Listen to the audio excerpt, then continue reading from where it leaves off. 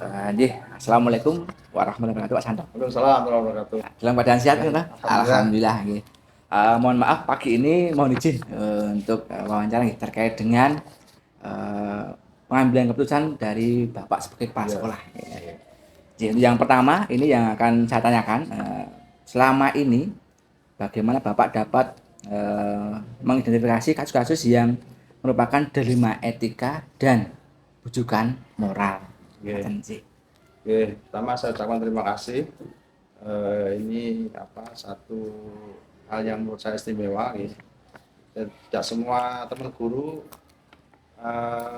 punya kesempatan menjadi guru penggerak. Nah, beberapa hal yang perlu Bapak ketahui bagaimana kita mengambil satu keputusan. Nggih. Yang pertama tentu pedoman kita adalah regulasi. Ya, kemudian yang kedua tentu kita harus punya data. Nah, ketika kita menyandingkan dua-duanya itu, kita tidak akan punya konflik apapun terhadap semua masalah. Di dua itu menjadi pedoman ketika nanti Bapak menjadi seorang kepala sekolah misalnya, atau di lini manapun. Satu adalah aturan, yang kedua kita punya data. Oke. Saya kira itu. Siap, nggih. Terima kasih, Pak. Sangat jelas sekali. Yang kedua, apakah selama ini Bapak menjalankan pengambilan keputusan di sekolah Bapak, terutama untuk kasus di mana ada dua kepentingan yang sama-sama benar atau sama-sama mengandung nilai kebajikan? Ya, di setiap ketugasan kita kadang-kadang menghadapi seperti itu. Tapi pertama kita menggunakan prinsip untuk mengelola ini, ya. Saya kan sudah kita sampaikan itu manajemen berbasis manajemen partisipasi berbasis unit kerja. Artinya setiap kegiatan atau setiap keputusan sekolah itu kita minta pendapat dari semua warga. Itu manajemen partisipasi. Kemudian kita harapkan setiap masalah atau program lah, bukan masalah terus, itu bisa selesai di unit. Yang namanya unit apa? Adalah di mana di situ ada koordinatornya, itu unit. Berikutnya tadi ada masalah tentang sama-sama, ya, kebajikan sebagainya. Sekali lagi, ketika kita bekerja dengan aturan dan juga data, semua masalah selesai. Pastikan semua selesai. Jadi kebajikan kan juga norma, ya. Kebajikan norma, tapi baik di ranah apa itu harus kita identifikasi. Nah, ketika kita sudah bicara sekolah, satuan pendidikan, maka regulasi tentang satuan pendidikan, kemudian data-data tentang aktivitas semua warga. Nah, ketika ada konflik, ya itu disandingkan saja, selesailah insya Allah. Selama ini selesai. Siap. Terima kasih Pak Santo. Sangat jelas sekali nih. Untuk yang ketiga, langkah-langkah atau prosedur seperti apa nih yang biasa Bapak lakukan selama ini? Biar nanti apa yang Bapak putuskan bisa baik untuk semuanya. Oke. Jadi selama ini kita harus secara rutin mengadakan pembinaan. Ya, pembinaan terhadap semua warga, gitu. Sesuai jenjangnya, gitu, tentunya. Itu harus kita lakukan terus. Kemudian tentu untuk semua bisa berjalan, kita punya filosofi yang bagus. Ing ngarsa suntulodo, ing maju ngarsa tuturi handayani. Ketika seorang pimpin seperti itu, insya Allah nanti di bawah-bawah itu akan mengikuti kita. Jadi teladan itu menjadi sangat penting. Kemudian ada pembinaan secara rutin, ya. Tetapi ingat Pak, bahwa saya tetap menganut bahwa di sekolah ini aturan memang penting, data juga penting, tetapi asas kekeluargaan kita pakai, kekeluargaan. Ya. Nah, setelah kekeluargaan ini kita harapkan ada semacam saya itu mengkampanyekan namanya kesadaran kolektif. Ketika kita sadar akan tugas kita, maka semua masalah juga akan selesai. Ya. Iya, gitu aja. Simple kok, kita nggak sulit amat. Nggih. Matur nuwun nggih. Yang keempat Mas Anto nih. Ini hal-hal apa saja yang selama ini Bapak anggap efektif nih dalam pengambilan keputusan? Ya, tentu karena berarti saya 3 sekolah ya ini ya. Nggih. Mantap. 3 sekolah ya. Bisa menjadi pembelajaran nanti untuk Bapak bahwa kita harus tahu tentang kultur masing-masing sekolah ya. Di mana tempat kita tinggal, tempat kita untuk menjadi kepala sekolah. Itu menjadi penting. Nah, kita bisa menerapkan manajemen apa yang paling cocok ya. Untuk di A, B, C itu mana yang cocok. Kita nggak bisa ngebiah-uyah tentunya. Nah, tetapi untuk sebagai kepala sekolah baru nanti bisa dilakukan adalah bagaimana memetakan sebenarnya karakter, ya saya kira hampir sama ya, cuma ya karakter teman-teman itu seperti apa, kemudian kita minta data-data sebelum kita itu apa datanya, kemudian setelah itu kita mencoba untuk bertemu dengan teman-teman ya. Kalau saya istilahnya pakai curah pendapat dulu lah ya, jangan ujuk-ujuk pembinaan. Curah pendapat sebenarnya pengennya apa, sekolah itu mau kemana. Nah, kan kita sudah punya visi misi. Nah, itu visi misi itu bagaimana cara untuk ngegulke visi misi itu. Nah, semua teman-teman kita bawa ke arah bagaimana kita memberikan bekal terbaik untuk anak-anak kita. Saya kira tidak ada yang bisa mengelak kalau kita bicara bagaimana membekali anak-anak. Tidak ada kata lelah gitu ya. Saya kira itu, Pak. Jadi ada satu titik yang harus kita sepakati bersama. Ya tadi dengan pakai kesadaran kolektif itu, bahwa kita itu sekarang itu membekali anak itu. Bagaimana anak ya dengan slogan BMW-nya itu bisa kita wujudkan. Nah, ketika kita punya goal satu ini, insya Allah semua akan bisa bergerak bersama secara kolektif gitu. Terima kasih Pak, sudah sangat jelas sekali ini. Yang kelima Pak, ini pasti ada sebuah tantangan untuk mengambil sebuah keputusan. Nah, yang menjadi tantangan Bapak itu apa nih? Untuk mengambil keputusan yang tepat itu. Tantangan ya, ada karakter yang memang harus kita miliki seorang pemimpin ya. Kalau saya selalu mengatakan ada semacam feeling dan insting. Nah, dua-duanya itu harus kita punya seorang pemimpin. Karena kadang-kadang seorang pemimpin harus berpikir sendiri atau motor sendiri dengan waktu yang cepat. Nah, tentu sekali lagi regulasi ya harus kita pahami betul. Seorang pemimpin regulasi, walaupun tidak detail banget ya, tapi secara garis besar itu harus kita pahami. Regulasi tentang pengelolaan sekolah. Yang kedua tadi adalah data. Kemudian kita punya visi sekolah itu apa ya, harus kita goalkan. Tapi ingat bahwa semua yang kita lakukan, kita punya visi, punya aturan, punya ini, punya itu, adalah untuk membekali siswa. Itu ketika itu ada tantangan ya kita bawa ke sana. Kalau ketika misalnya anak kok belum bekerja, kenapa, apa masalahnya, harus kita cari solusi. Kita harus jaminan masa depan anak. Masa depan anak itu ada ya, bukan di tangan kita lah, sebagian ada di tangan kita. Ya itu harus kita wujudkan sebaik-baiknya. Saya kira itu. Siap. Lanjut Pak Santo ini. Ini apakah Bapak memiliki sebuah jadwal tertentu untuk pengambilan sebuah keputusan dalam sebuah kasus gitu? Ya, betul Pak. Jadi ada risiko sebenarnya, risiko manajemen partisipasi berbasis unit itu risikonya itu agak panjang ya untuk memutuskan sesuatu, karena meminta pendapat dari warga, kemudian tingkat atasnya ada di unit, kemudian tingkat atasnya lagi di tim manajemen. Nah ini mah agak berjenjang. Nah makanya kita selalu mengadakan rutin, ada namanya pembinaan yang bersifat bulan ya, kemudian ada koordinasi di manajemen itu kita ambil paling tidak 2 minggu sekali ya.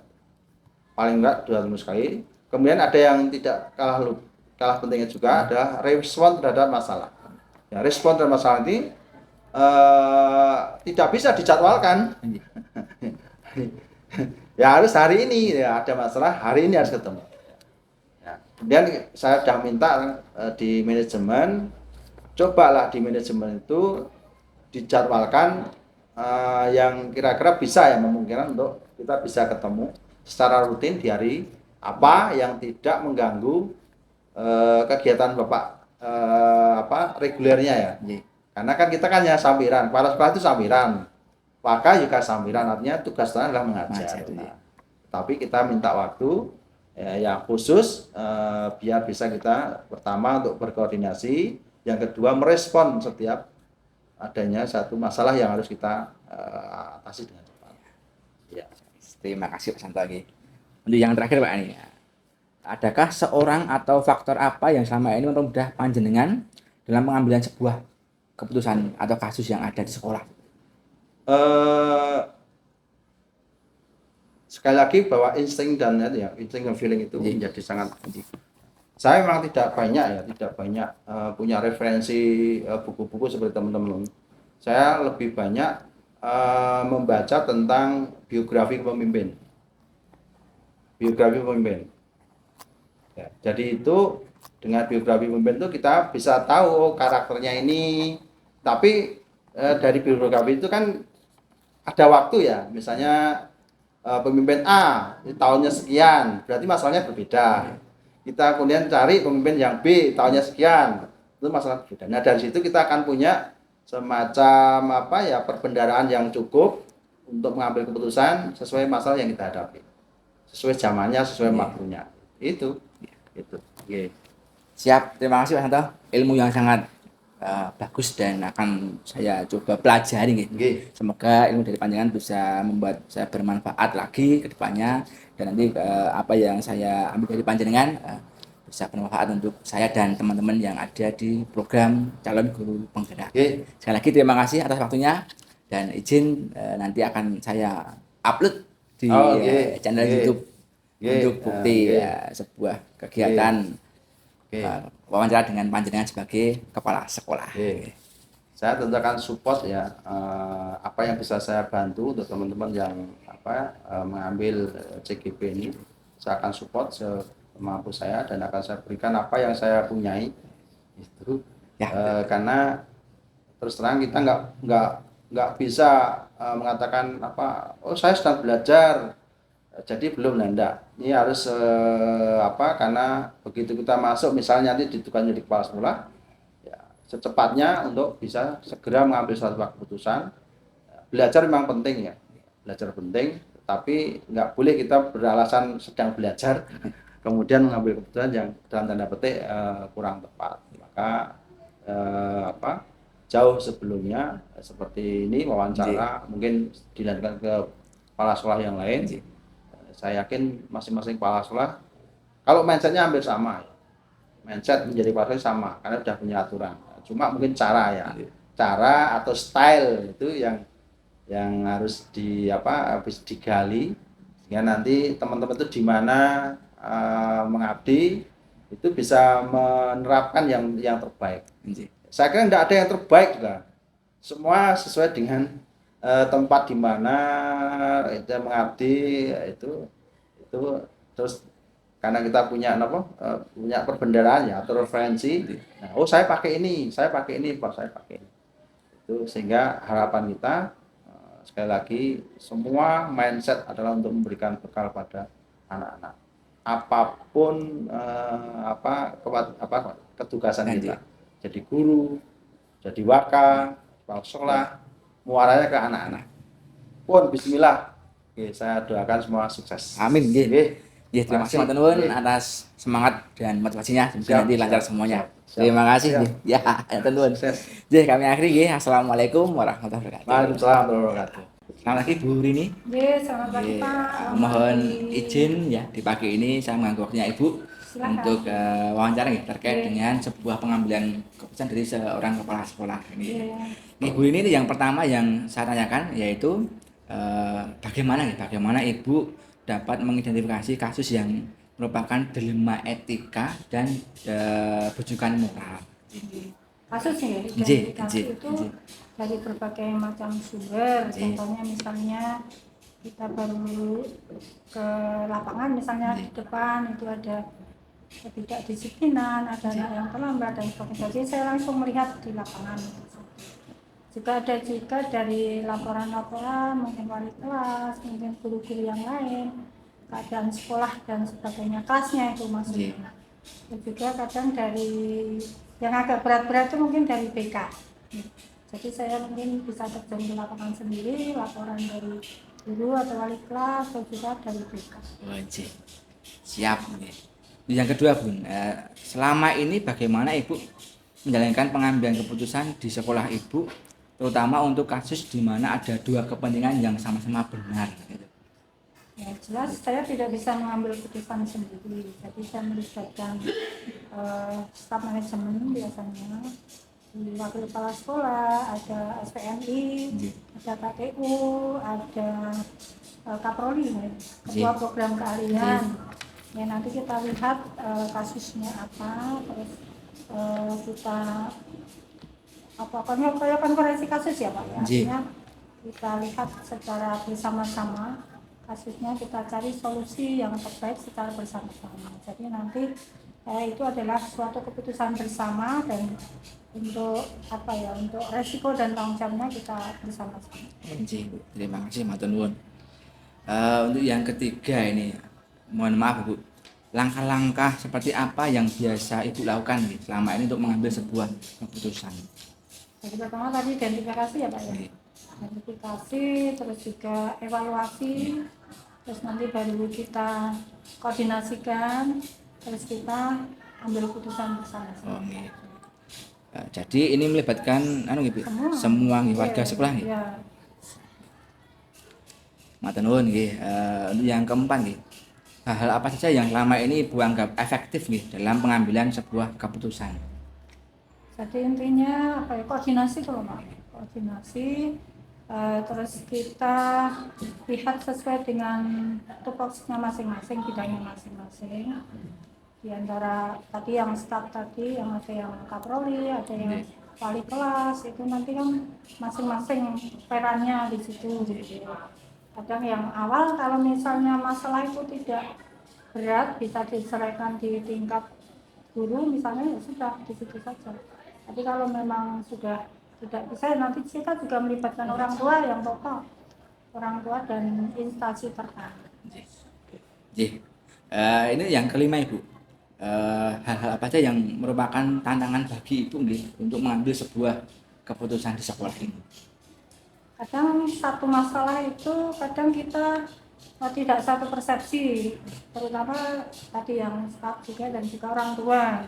Kadang kita niatnya baik, misalnya ini kurang disiplin, misalnya kita berusaha untuk mendisiplinkan, misalnya saya membantu kamu untuk tidak terlambat, saya tutup pintunya jam 7. Ya, kadang ada juga yang orang tua yang tidak setuju, ada anak-anak yang protes dan sebagainya. Tapi intinya kita mencari solusi terbaik tadi. Dan kita niatnya baik untuk ke arah yang lebih maju, yang lebih baik. Siap, terima kasih Ibu. Untuk yang selanjutnya Ibu, apakah Ibu memiliki sebuah jadwal tertentu untuk pengambilan sebuah misalnya di kasus dilema etika? Misalkan nanti misalnya ada kasus A, Ibu dalam waktu 1 jam atau 1 hari atau 2 hari seperti itu? Iya. Jadi setiap kasus diselesaikan secepat mungkin Pak, tidak usah menunda-nunda. Gitu.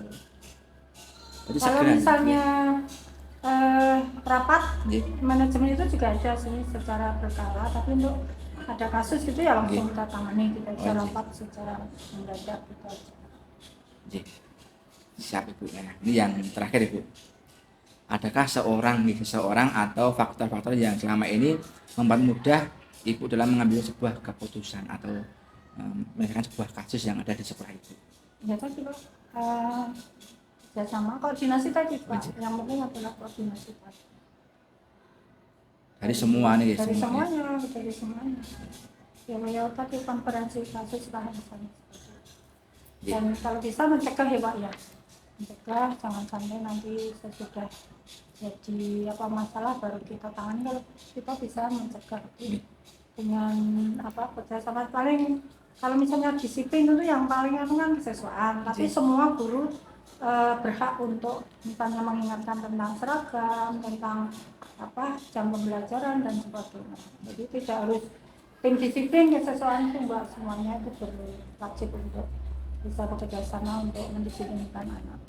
Iya, iya Bu. Terima kasih Bu sudah minta waktu Ibu untuk saya belajar nih, belajar banyak. Sama-sama belajar. Belajar dari Ibu terkait dengan sebuah pengambilan keputusan. Ini merupakan ilmu yang sangat bermanfaat bagi saya. Semoga nanti saya bisa menerapkan jika nanti saya ada tugas seperti Ibu di kemudian hari. Dan mohon doanya semoga nanti apa yang saya lakukan bisa lancar Ibu dari sukses awal sampai dengan akhir. Sukses selalu dan lancar semuanya. Matur nuwun Ibu. Terima kasih matur nuwun nggih.